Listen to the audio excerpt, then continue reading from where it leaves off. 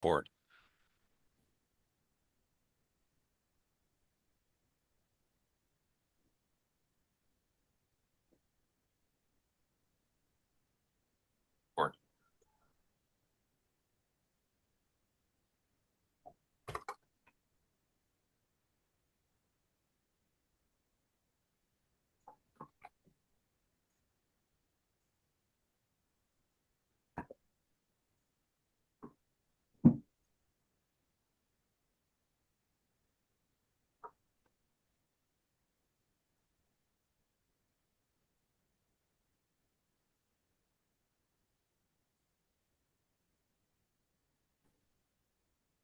Okay, we're good to go.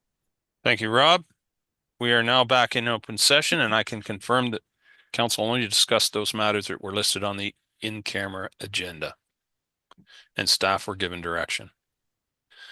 Okay, other business. I know Savannah has a matter she'd like to talk to. Savannah, where are you? It might be myself, Mr. Warden. Okay, that Okay. would be excellent as well. Please. Okay. I will Oh, share there's Savannah. Yep. There's Savannah. Are you okay, Savannah? If Absolutely, I go ahead? yes. Your thanks. lead. Okay, I will share my screen. Thank you. Okay. There. Is that showing properly for everyone? I'm not seeing anything here. Well, that's unfortunate. Here. There we go. Okay, good. All right. Thank you, Council. Given the amount of discussion, our earlier note of Saturday being Flag Day, and just all of the concern that's in the media and in the community related to the tariff situation with the United States, we've prepared a short presentation to share what we understand about the current situation and just to highlight some of the actions that are being taken. I think it probably goes without saying that we want to do whatever we can as Grey County to support our local businesses and to support the Team Canada approach. So as you're aware, the situation that we face currently is that there is a threat of further tariffs. They've already imposed a 25% tariff on Canadian steel and aluminum imports, which will of course have a significant impact to the province. And further to that, we're seeing, impacts to the value of the Canadian dollar in relation to the US dollar. So what does that mean? What are the impacts that we can expect from this? US businesses that import Canadian goods will likely either pass on the cost increase to consumers, or more likely look for alternative sources that aren't being tariffed, or try to buy within the US.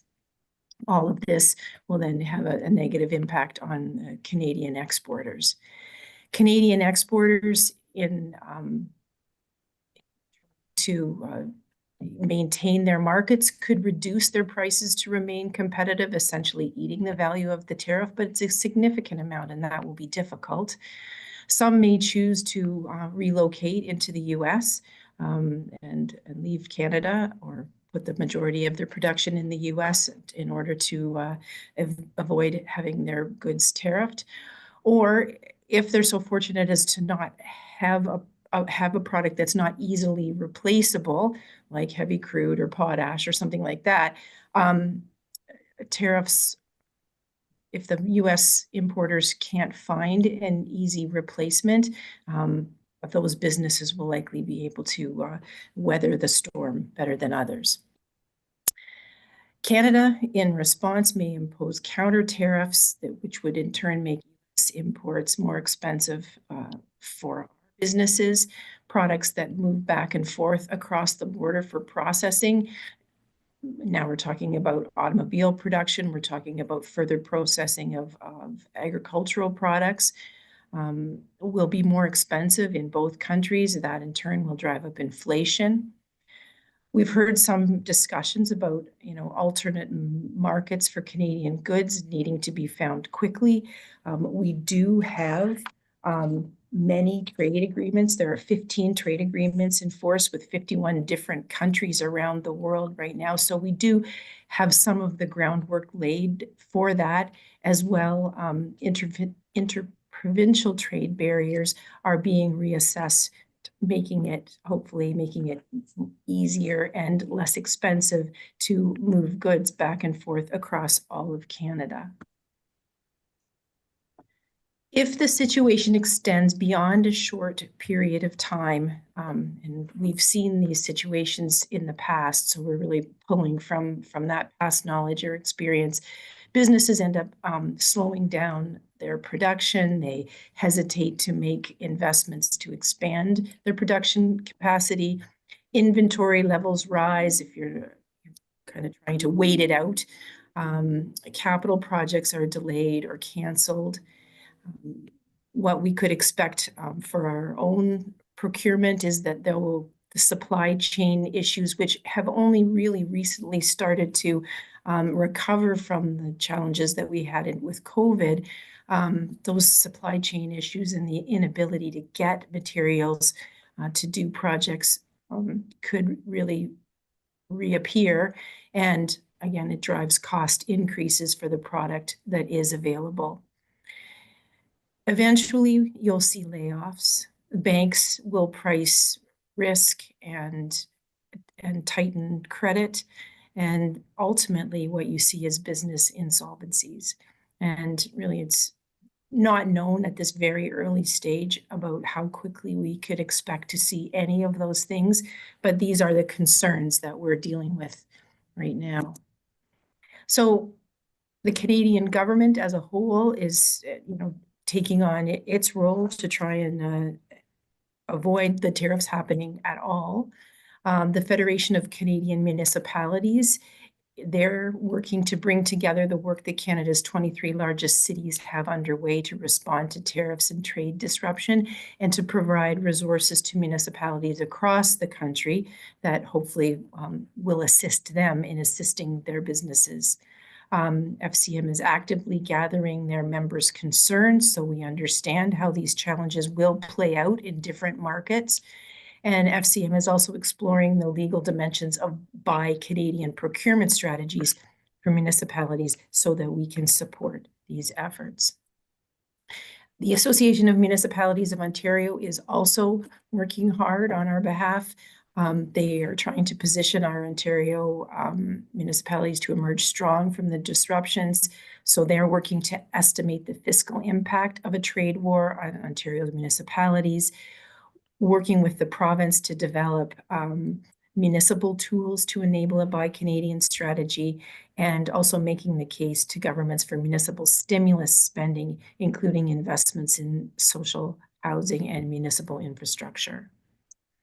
Recently, all municipalities in Ontario were asked to provide some data back to AMO with regard to the value of infrastructure projects that we had planned between now and March of 2027. This was strictly capital infrastructure related to transportation and public works.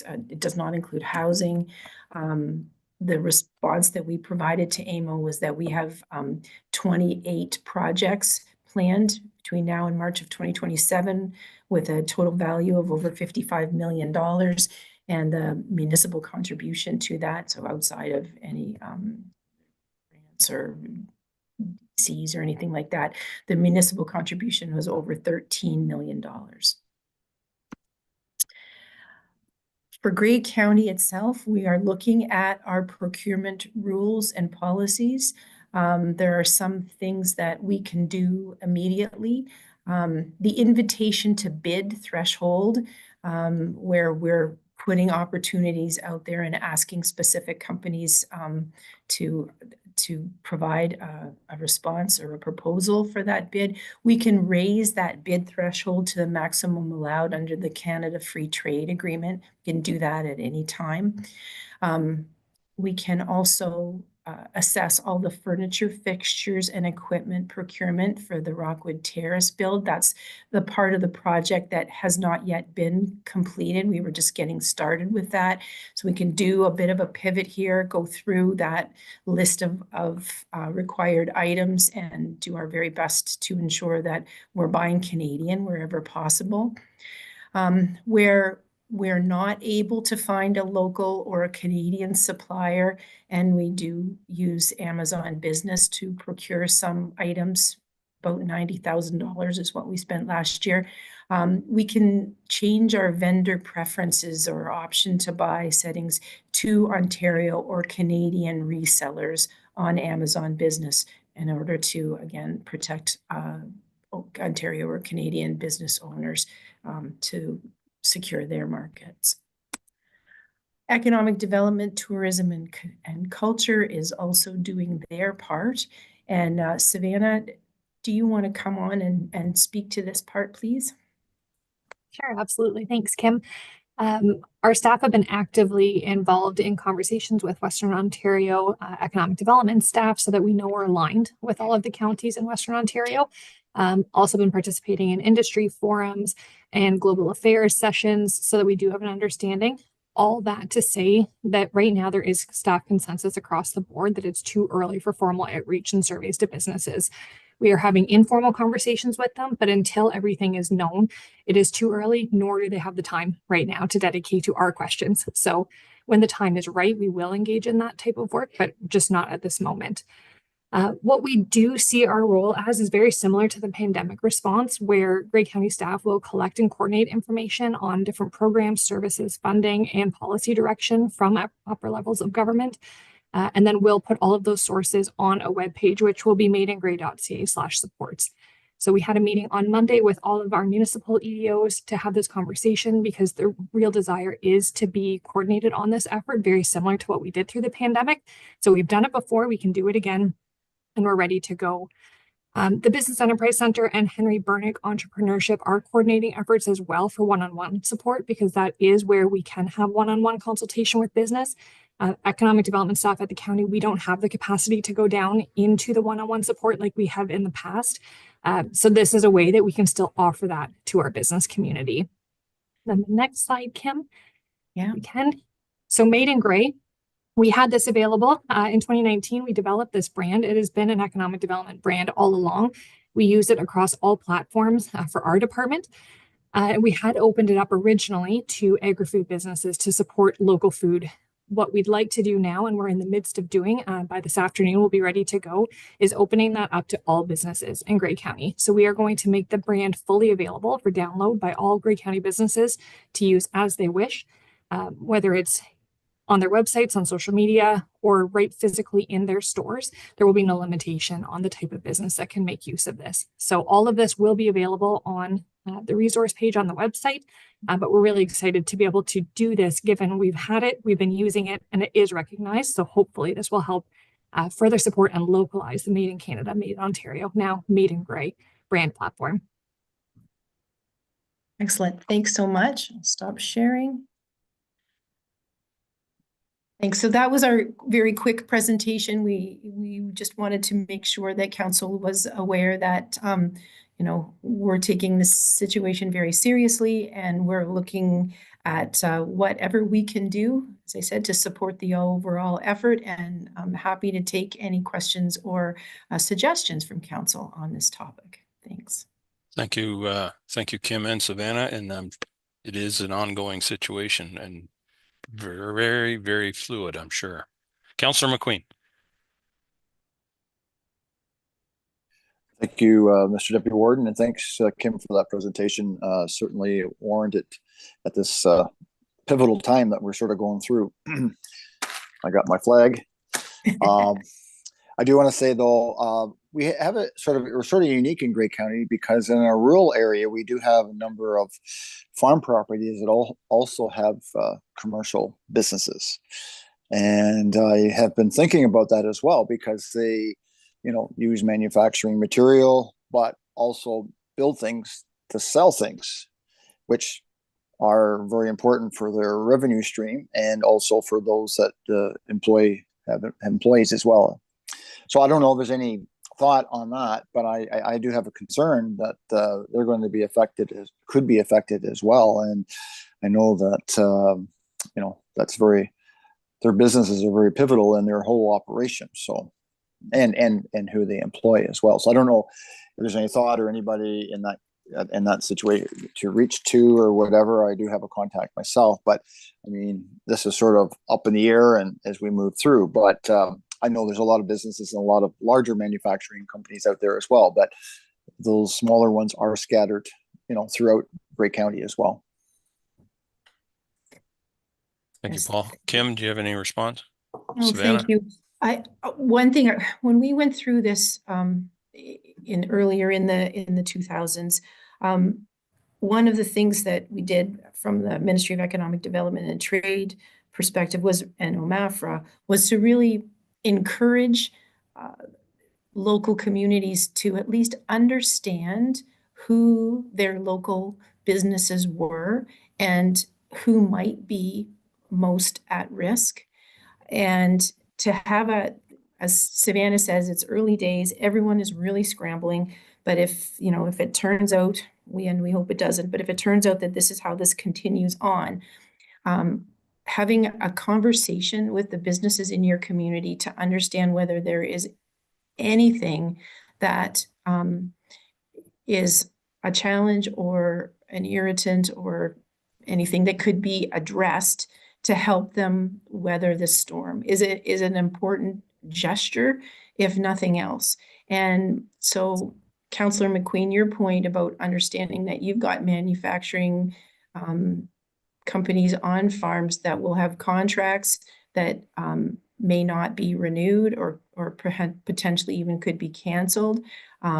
For us to understand the products and the capabilities of those manufacturers, so that I expect if this went on for a long time, there would be an effort to really try and connect those people to alternate markets or building up sort of a solid understanding of assets and inventories, so that we can do some of the legwork for companies to get connected to other markets. But Savannah, you might have things to add.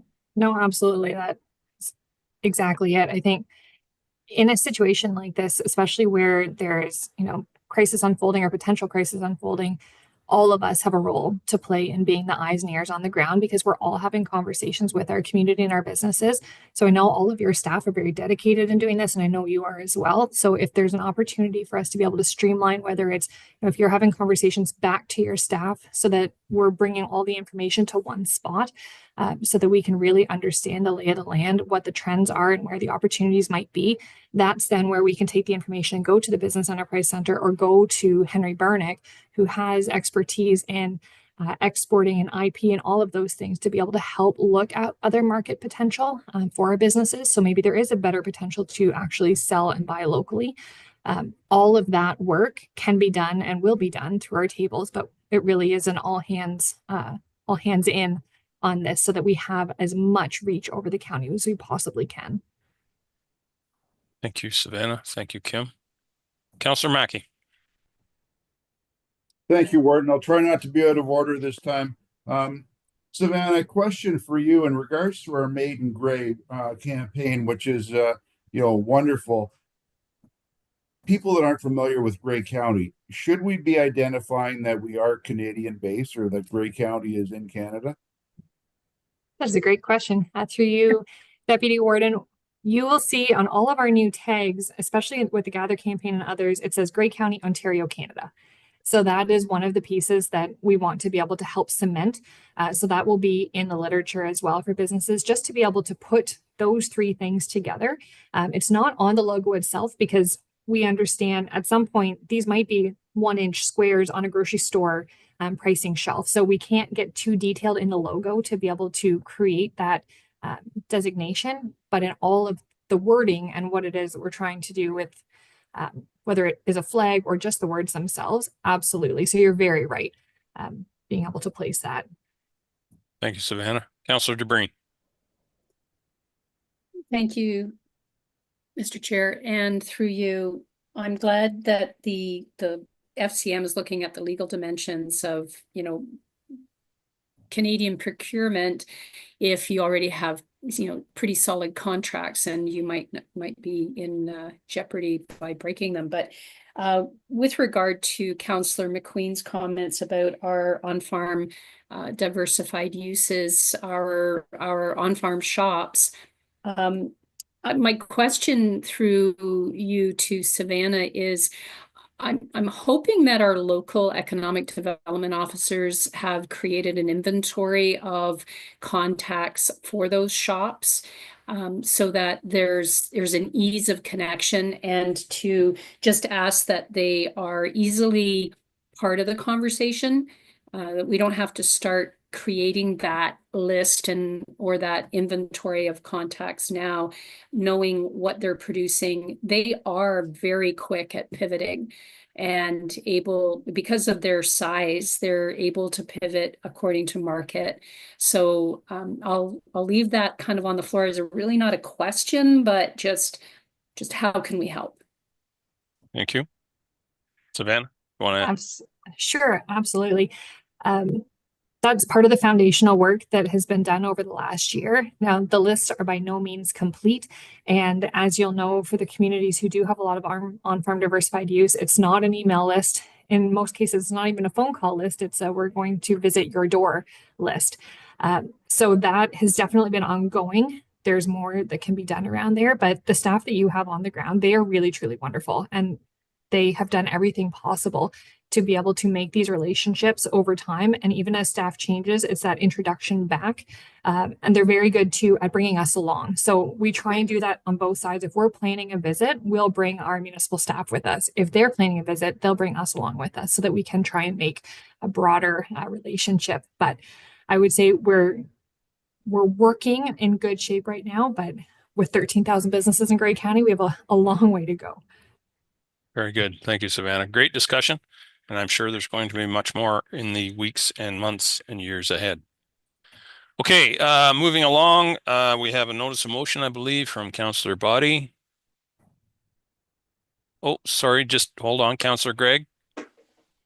Thank you for the opportunity. As one item of other business, I just want to, Kevin, Member Eccles touched upon this earlier.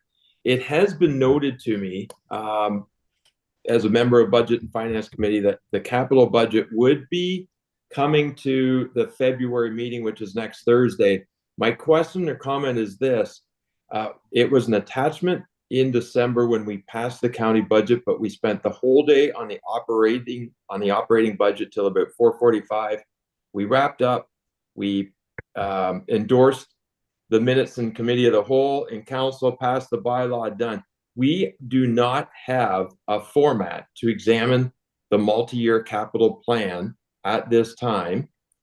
And I just want to hear it verbally that we are committed to bringing that document forward next week, where we can start to establish a pathway to examine items, because as we heard today, we started items years down the road and council's not even aware of it. So we need something. Kim, please. Thank you. What you will see at Budget and Finance next week is an overview of the capital budgeting process and the work plan for how various aspects of the capital budget will be brought forward for discussion.